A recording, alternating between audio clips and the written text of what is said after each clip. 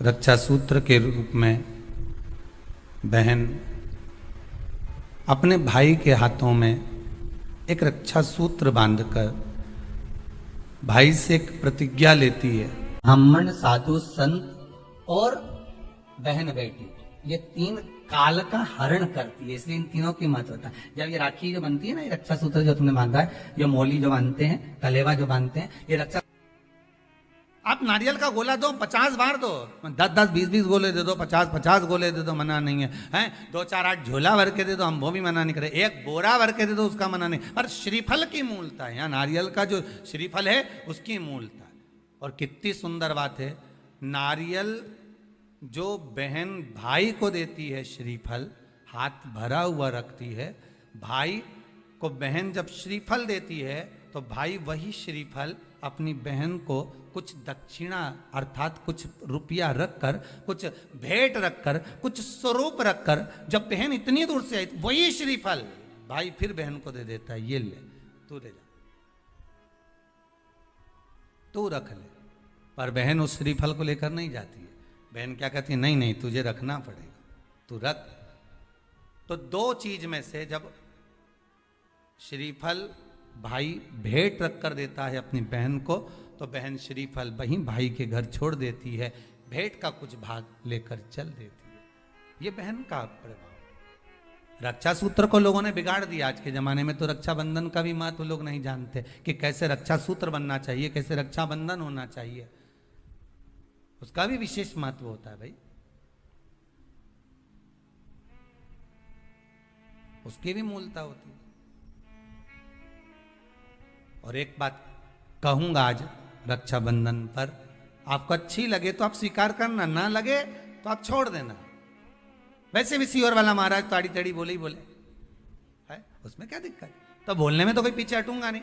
एक निवेदन आप सबसे करूंगा, आपको अच्छा लगे अपने जीवन में उतारिएगा, ना लगे कोई बात नहीं, छोड़ दीजिएगा, पर उतारना जरूर।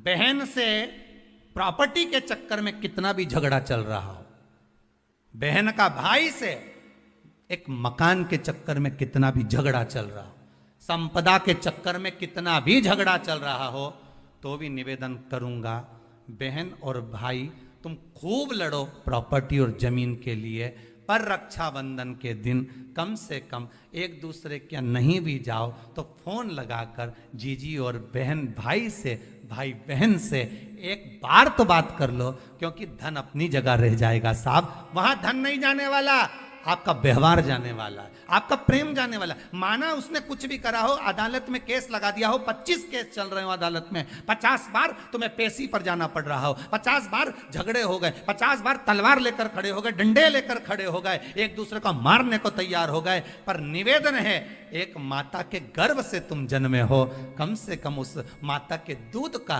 फर्ज अदा करो। और एक बार कितना भी झगड़ा हुआ हो, इस आस्था चैनल के माध्यम से आज रक्षाबंधन के दिन भले राखी बंधवाओ मत बंधवाओ, पर एक फोन लगाकर तो पूछ लो, जीजी कैसी है, कब आएगी बता, या बहन भाई को कह दे रे कैसा है, भूल गया क्या मुझे, भाई भी कह दे, लड़ाई की बात मत करना, आज के दिन बस प्रेम की बात करना कि कम से कम बहन का फोन तो आया। मेरा मन कहता है, मेरा दिल कहता है कि शायद दिवाली पर जितनी आतिशबाजी नहीं हुई होगी उतनी आतिशबाजी आपके दिल में होगी, कि जिससे केस चल रहा है वो फोन लगाकर पूछ रहा है कि भाई ने पूछा बहन से, बहन ने पूछा भाई से कैसे हो, भाभी से बात कर लो, थोड़ा बच्चों से बात कर लो। माना अदालत में देखा जाएगा, लड़ाई झगड़े सब होंगे, सब कुछ होगा, कौरव और पांडवों की कथा तो देखो रे कितनी सुंदर है,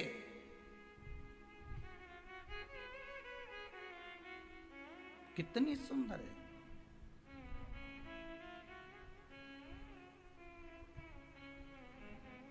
पांडवों की बहन सुभद्रा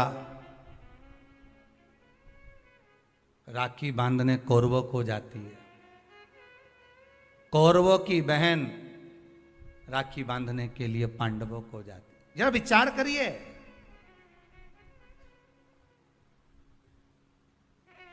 क्या युद्ध के मैदान में लड़े नहीं, क्या युद्ध के मैदान में मरे नहीं, युद्ध अपनी जगह पर है,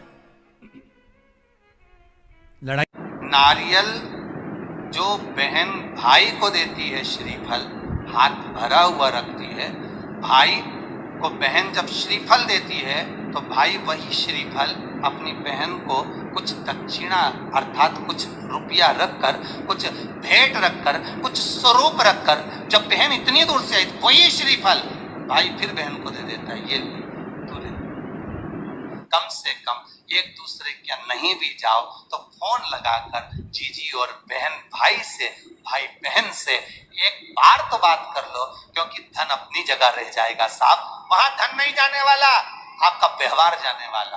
आपका आज रक्षाबंधन के दिन भले राखी बंधवाओ मत बंधवाओ, पर एक फोन लगाकर तो पूछ लो जीजी कैसी है, कब आएगी बता, या बहन भाई को कह दे रहे कैसा है, भूल गया क्या मुझे। ब्राह्मण, साधु, संत और बहन बेटी, ये तीन काल का हरण करती है, इसलिए इन तीनों की महत्वता। रक्षा सूत्र के रूप में बहन अपने भाई के हाथों में एक रक्षा सूत्र बांधकर भाई से एक प्रतिज्ञा लेती है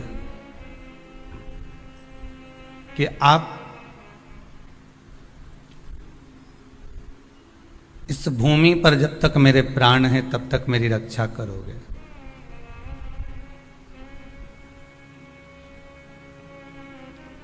कोई बहन अपने भाई के ऊपर कोई बीमारी नहीं देख सकती, कोई रोग नहीं देख सकती, और ना भाई बहन को रोगग्रस्त देखना चाहेगा। रक्षाबंधन के पहले अपनी अपनी ननद के पास जरूर लगाओ और फोन लगाकर बोलो जीजी कब आएगी तू, सुन साड़ी माड़ी लेकर मत आना, या अलमारी भरी पड़ी है मेरी साड़ियां पहन लेना। क्यों, किस लिए, कारण क्या है, क्यों? माता लक्ष्मी जी ने जाकर राजा बलि की धर्म पत्नी के वस्त्र को क्यों लिया था? लक्ष्मी जी के भाई हैं राजा बलि, क्यों लिया? ऐसा वस्त्र में क्या था? क्यों कहा जाता है जीजी मेरी साड़ी पहन लो? क्यों भाभी कहती है ननद से लो मेरी साड़ी पहन लो, लो मेरी साड़ी पहन लो, क्यों कहती है? तीन काल को हरने वाले होते हैं। पहले नंबर पर संत, ब्राह्मण, साधुजन, गुरुजन जब तुम्हारे दरवाजे पर आते हैं तुम्हारा काल हर लेते हैं। दूसरे नंबर पर है गौ माता, गाय को जब हम रोटी देते हैं गौ माता हमारे काल को हर लेती है। तीसरे नंबर पर है बहन बेटी, जब हमारे यहाँ आती है और हम कह देते हैं जीजी ये मेरी साड़ी है पहन लो, घर से साड़ी लेकर मत आना, जब हम उसको साड़ी पहनने को दे देते हैं तो एक ननन बहन बेटी ऐसी होती है जो अपने भाई के घर के काल को भी हर लेती है, वो बहन बेटी होती है। पर आप में से कई माताएं ऐसी भी बैठी है जो अपनी एक साड़ी नहीं दे, और अगर ननन पेन लेना तो 25 बार के बता दे जी जी मेरी है, जी जी अच्छे से बैठो साड़ी फट जाएगी मेरी है।